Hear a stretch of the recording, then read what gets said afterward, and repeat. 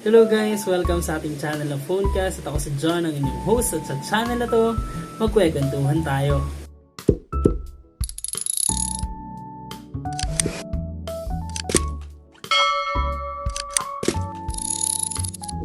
So yun guys, no, long time no vlog at sorry kung medyo na busy tayo lately sa iba't ibang mga ginagawa natin at sa school, no, medyo na busy din. Pero again, syempre di natin kakalimutan yung commitment natin sa inyo, no. Syempre masaya pa rin na makipagkwentuhan at maibigay sa inyo yung para sa inyo, no. Syempre masarap din na makapag-share ng opinion, makapagbigay ng advice kung ano yung dapat bilhin para sa pera natin. Syempre mahalaga yung bawat piso ng pera natin. So ayaw nating masayang yun sa maling pagpili natin ng smartphone. Kaya syempre nag-guide tayo kahit paano. At sana nakakatulong ako sa inyo. At maraming salamat guys, no, sa patuloy na pagsuporta, sa pagnood sa ating YouTube channel. Maraming salamat sa pagsama sa akin dito sa kwentuhan natin. Kahit medyo boring kasi wala naman kayong iba nakikita kundi yung mukha ko. Tapos minsan, yan, nilalabas natin yung mga picture ng mga devices na sinasabi natin. Pero yun, maraming salamat kasi may nanonood pa rin kahit ganun, no. At yun, comment lang kayo kung ano yung trip nyong pag-usapan, kung ano yung sarili nyong opinion about dun sa video.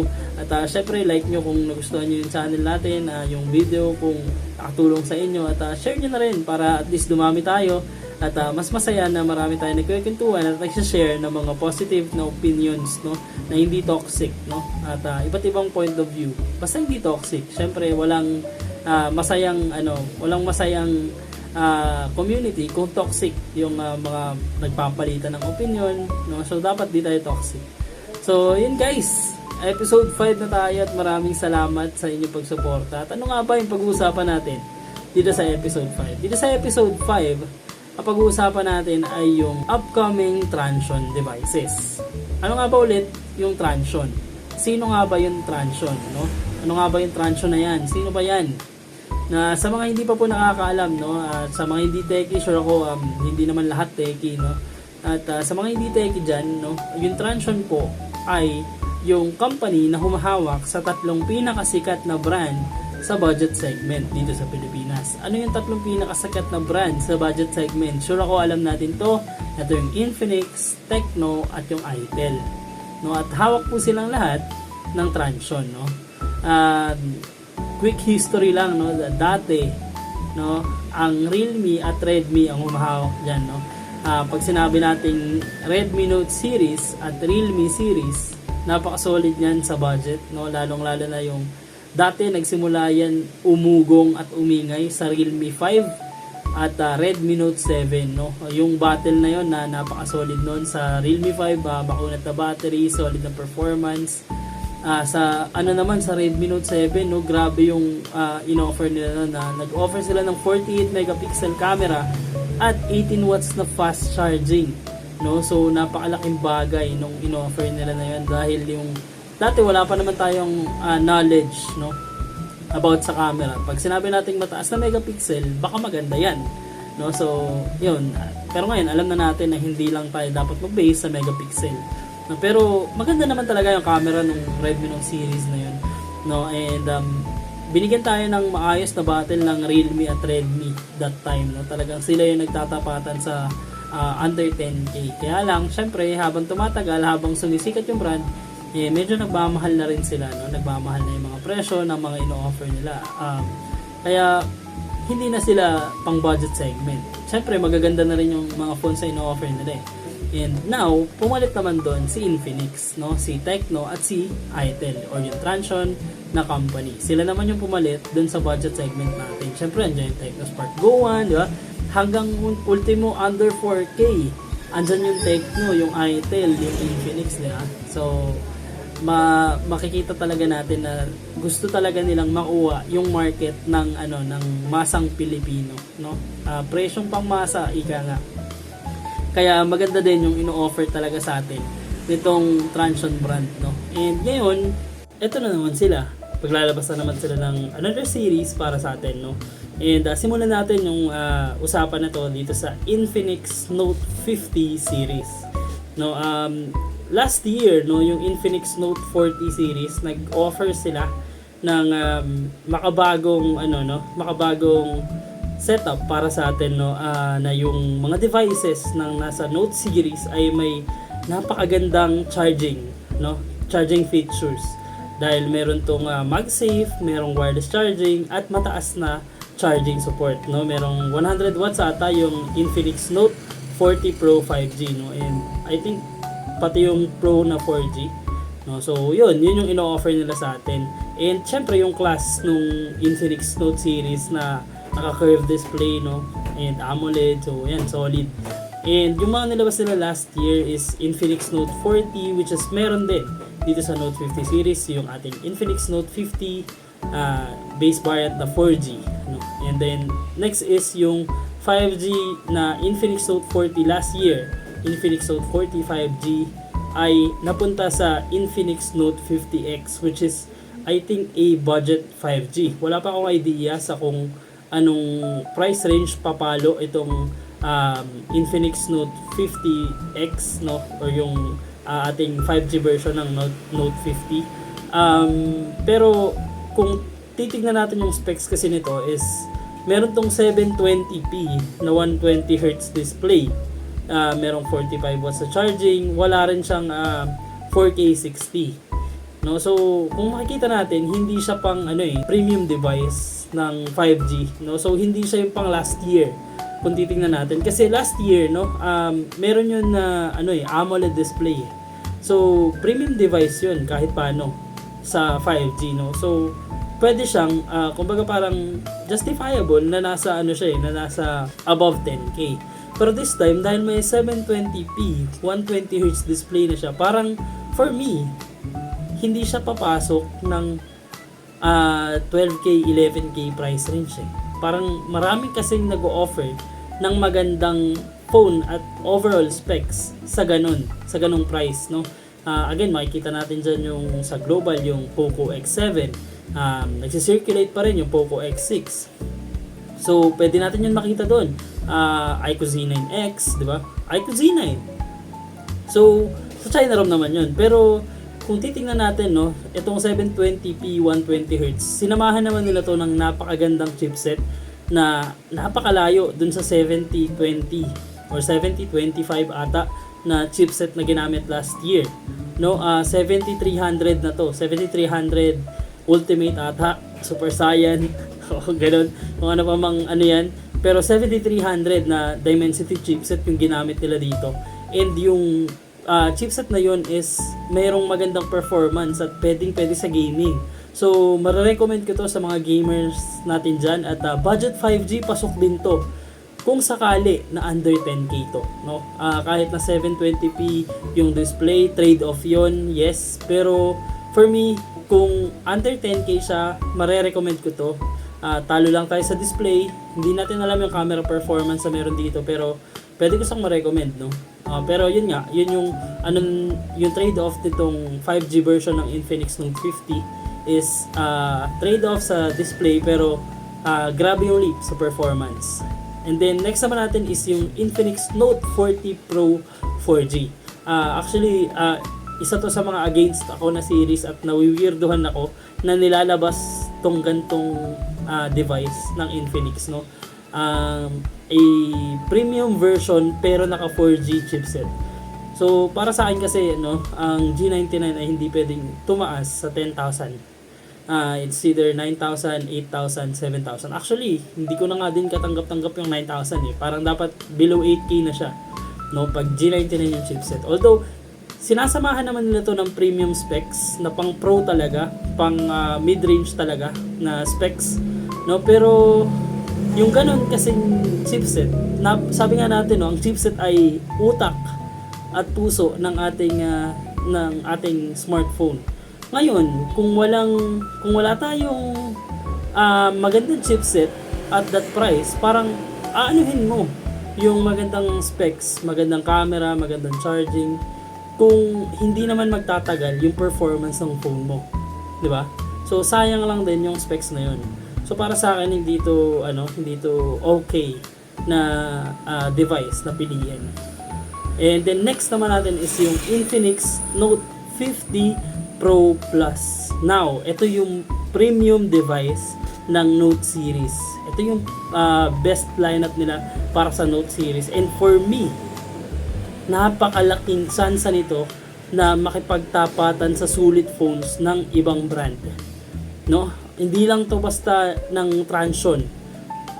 Kaya nitong makipagpalagan sa ibang brand. Although syempre, may trade-off pa rin, yung iba natatakot pa rin sa Transsion brand kasi syempre di naman talaga sila consistent magbigay ng updates, hindi reliable yung system na niraran nila dito. Pero at the same time kasi yung price to spec ratio kasi talaga na ino-offer ng mga Transsion devices, iba siya iba siya compared sa ibang brand. So kung yung trade-off na yon, kung hindi ka naman masyadong maarte sa system, di ka masyadong maarte sa mga ganon na updates at yung bang hindi ka nabobother masyado sa mga ganon, talagang panalo yung mga ganito. And itong Note 50 Pro Plus 5G, napakaganda nitong device compared sa Note 40 Pro Plus 5G. Kasi last year, yung Note 40 Pro Plus 5G, same chipset yung ginamit niya dun sa Note 40 5G. So medyo out talaga siya dahil mahina yung processor niya.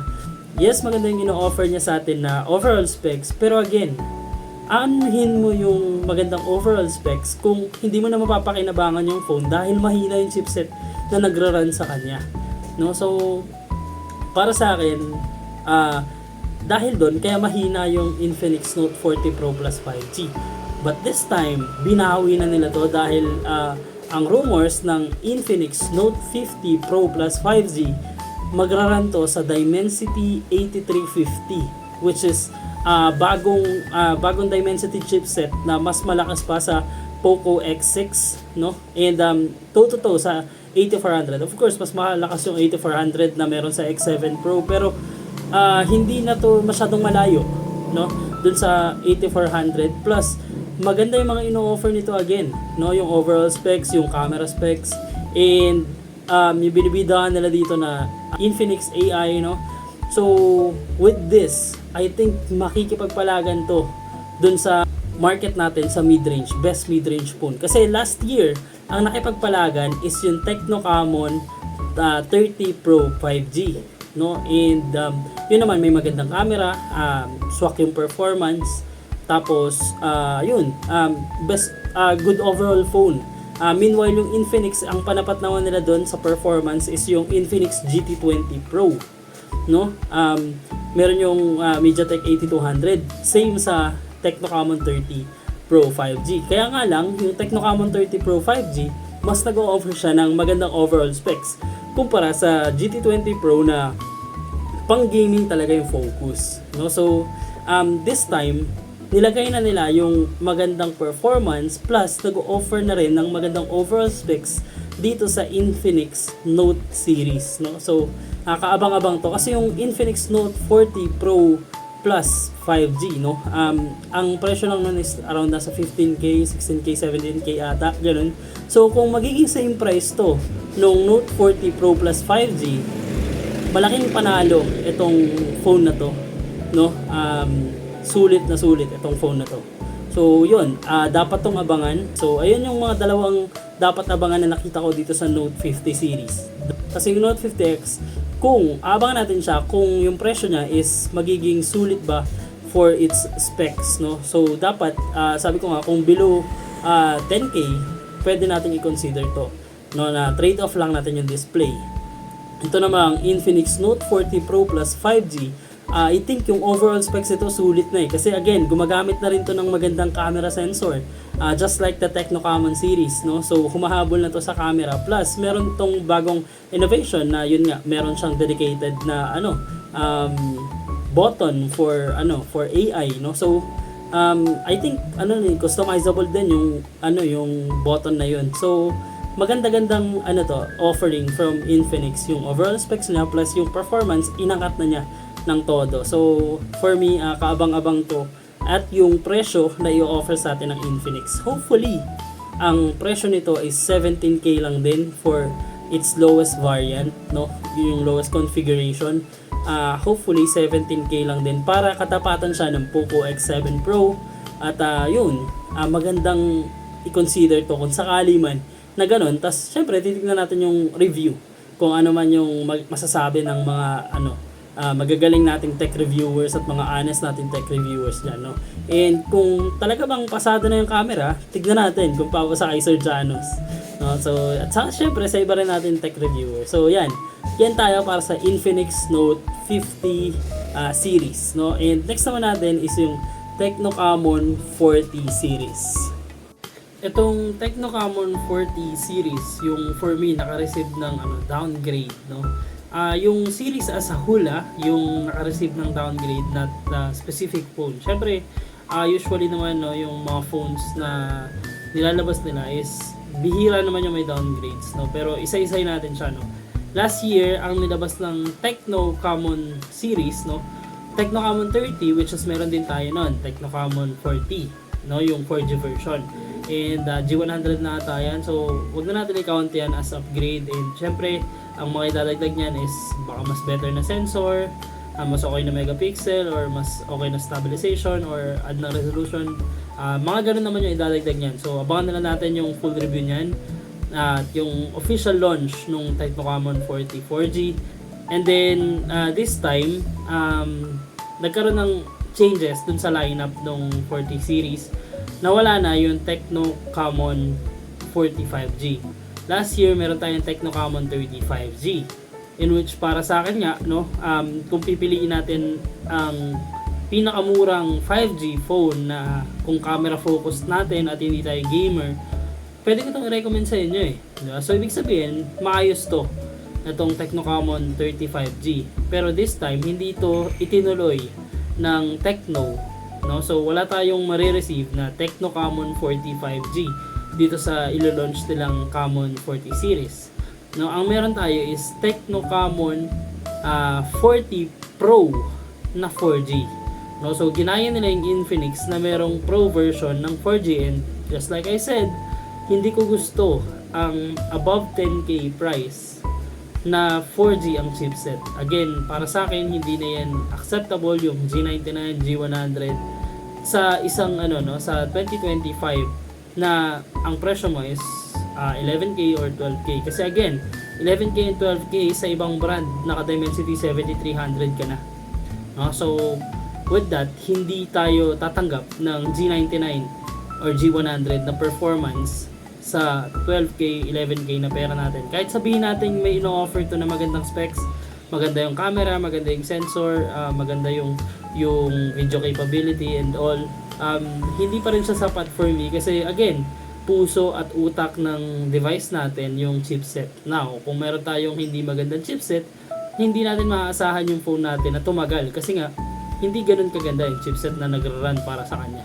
So, X again, itong Tecno-Camon 40 Pro 5G. Yung Tecno-Camon 40, pwede natin i-consider, yes, kasi syempre kung 4G series lang naman. And again, sa 4G, ang sinasabi ko nga is kung kaya nyong kunin yung Poco M6 Pro, dun tayo kasi para sa akin, big deal yung 67 watts charging na ino-offer nun with a 120Hz AMOLED display. Pero pwede mo rin i-consider kung talagang wala ka ng choice at di mo mahanap yung Poco M6 at ang kaya lang ng budget mo is 7k, 8k, so pwede natin i-consider yung mga 4G devices na itong mga to, no? So yan, again, maganda naman din yung camera nito, maganda yung ino-offer niya. So yeah, typical 4G base, no, nitong mga series natin. Normal siya ng 4G ng Transsion, yung may G99. And next is meron tayong ulit na Tecno-Camon 40 Pro 5G. So 5G version naman ng Pro, pero yun nga, ito yung sinasabi ko sa inyo na naka-receive ng downgrade yung Tecno-Camon 40 series as a whole. Kasi unang-una, wala naman silang 40 Pro 4G. Wala silang Pro 4G last year. Ang meron sila is Tecno-Camon 30, 35G, 30 Pro 5G, and 30 Premier. This time, meron silang 40 Pro 4G. Tapos meron tayong 40 Pro 5G, and dinowngrade din nila yung performance ito into 7300 Dimensity 7300. So para sa akin, sayang kasi nandun ka na sa 8000 series ng Dimensity and binaba mo siya sa 7000 series na like I think bumaba ng 1/3 yung performance ng phone. And sayang kasi good overall phone yun Now, mag-o-offer to ng magandang specs, ng magandang overall specs, magandang camera capability as usual sa common series natin, alam natin yan. Pero yung downgrading performance, medyo malaking dagok siya sa consumers natin Kasi again, yung mid-range level na nag-o-offer ng overall good phone sa pwede nating ipang day-to-day daily drive, na pwedeng pang social media, pang nood-nood, pang gaming, and pang camera, patok agad yun yun yung sa mid-range level kasi syempre sulit agad siya ma-distinguish natin as sulit phone to mga ganito kasi kaya niyang gawin lahat na decent yung makikita natin na output na kaya niyang gawin hindi siya yung basta-basta lang kumbaga kaya nating ipagmalaki yung kaya niyang gawin sa mid-range level. So sulit talaga yung more than or around 15k na pera nating ilalabas pero kasi kung may hindi siya kayang gawin tapos yung mga katapat niya is halos kayang gawin lahat in a decent basis, mahirap siyang ilaban ganun kasi yung mid-range sa entry level maasahan mong nahihirapan siya sa mabibigat na task and everything. Pero good entry point na siya kung talagang yun lang yung budget nyo and yun, so halos hindi naman talaga hindi talaga walang special masyadong titignan sa entry level, basta pasok siya sa standards ng specs ng cellphone this 2025, hindi mo na siya kailangang pag-comparean masyado pero sa mid-range dapat kasi nagagawa niya lahat in a decent way dapat kaya niyang gawin lahat in a decent way. Yes, hindi niya magagawa perfectly lahat kasi syempre nga mid-range phone lang naman siya pero at least he can do decent job para sa mga day-to-day tasks natin yung pag-picture, pag-video, pag-nood and syempre paglaro din so dapat better din yung performance and this time binaba nila from 8200 to 7300 ng Dimensity so para sa akin downgrade yon although syempre gaganda yung sensor niyan for sure, mag-i-improve yung camera, yung capability ng video, ng photo pero I think yung downgrade sa performance is hindi lang naman kasi pang gaming yung performance this is reflecting on overall phone's usage yung usage ng phone, kung paano natin siya nagagamit, yung reliability ng phone, kung gaano siya ka-smooth pag ginagamit natin, di ba? So yun yung nakaka-apekto dun sa performance na kapag dinowngrade mo siya, mata-downgrade din yung overall experience natin sa day-to-day basis. So, for me, it's a downgrade yung Tecno Camon 40 Pro 5G. And then, ito namang Tecno Camon 40 Premier 5G, ito as usual, syempre maganda to. It's still an upgrade, Yes, upgrade pa rin to from last year kasi last year 8200 lang. And kahit naman same chipset yung nirarun nung Dimensity 8200 last year, Dimensity 8200 din yung Premier, pero maganda din talaga kasi yung overall specs na ino-offer nun, plus syempre decent na nakakalaro to. Kaya nga lang for me, kung sa competition natin titignan papasok tong Premier kung talagang sobrang ganda ng ino-offer niyang overall specs, like the Xiaomi 14T yun with Leica partnership, so nasa 25k yung price range niya, and ganun din yung Tecno Camon 30 Premier halos nandun din yung price range niya, nasa 20 plus k din. And kung yung performance na makukuha natin sa Tecno Camon 30 Premier ay pang mid-range lang, pang lower mid-range lang, or pang yung mga nasa 15,000 range lang na mid-range phone, sana man lang mabawi siya ng todo.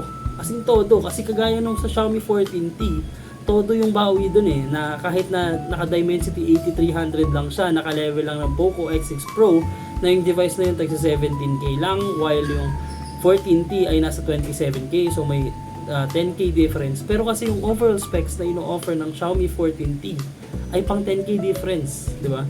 So sana ganun din yung kayang i-offer ng Tecno Camon 40 Premier. So yun yung titignan natin, kung kaya bang mag-offer ng Tecno Camon 40 Premier ng good overall specs para matakpan yung performance na kaya niyang i-offer, So So yun yung aabangan natin kung yung 40 Premier ay kaya niya bang gawin yung magbigay sa atin ng overall specs na pang ganong price, no, pang 25k, pang flagship killer, great camera phone na talagang maaasahan natin like the Xiaomi 14T, kasi ganun yung pinoportray niya yung Premier, ka-level niya yung performance ng mid-range, pero yung overall specs niya pang Premier talaga. So ganun din yung 14T so dapat ganun din yung makita natin this Tecno Camon 40 Premier. And I think kaya naman din yun ng Tecno. Although with the Leica, medyo ano lang tayo doon. Medyo siguro i-tone down lang natin na wala pang ganong partnership yung Tecno. Pero I think kaya nilang mag-offer ng specs na magiging sulit yung downgrade nila dun sa performance. Naka-level lang siya nung mid-range device nila. No? So yun. Yun yung ano natin ngayon, no? Video natin ngayon. And again, sabi nga natin sa Infinix, ang aabangan natin doon is yung Infinix Note 50 Pro Plus 5G, yung presyo na kung kaya niya bang i-presyo ng up to 17k lang. Magiging super sulit yun. And yung Infinix Note 50X, kung kaya niya bang i-below 10k para maging sulit 5G phone, no? And then syempre itong Tecno Camon 40 Premier. Again, hindi na natin maaasahan yung Tecno Camon 40 Pro 5G kasi for me it's a downgrade at hindi ko kayang i-consider yung malaking downgrade sa performance, no? Kasi especially yung Infinix Note 50 Pro Plus 5G, ino-offer niya yung same performance na kayang ibigay ni Premier, no? So, ba't pa natin pipiliin yung Pro 5G ni Tecno Camon, di ba? Kung ganun naman yung in-offer ng Infinix. So mukhang nagselo si Infinix at sabi kami naman yung sulit phone, overall phone na sulit sa mid-range. So ayan, this time binigyan nila ng pansin yung Infinix at yun. So yun yung abangan natin, yung Infinix Note 50 Pro Plus 5G kung kaya niya bang i-17k at yung Tecno Camon 40 Premier kung kaya niya bang magbigay ng overall specs para pagtakpan yung performance niya pang mid-range, no? So yan yung abangan natin sa dalawang series na yan. Plus syempre, yung Note 50X ng Infinix kung kaya niya bang i-below 10k. So yan yung mga pwede nating abangan dito sa mga bagong Transsion phone na lalabas. Yan, sabay-sabay tayo mag-abang dyan, syempre. So ayan yung episode 5 natin, no? Yung upcoming Transsion devices at yun, sana nagustuhan nyo at kung nagustuhan nyo, hit nyo na yung like button dyan at yung subscribe button at syempre comment na rin kayo kung ano man yung sarili nyong opinion o kung ano man yung nakuha nyo sa video o kung ano pa yung gusto nyo pag-uusapan natin yan. Pero sa ngayon, yun lang muna para dito sa ating episode 5 ng Phonecast. Ako nga pala uli si John, ang inyong host at magkita-kita ulit tayo. Peace out!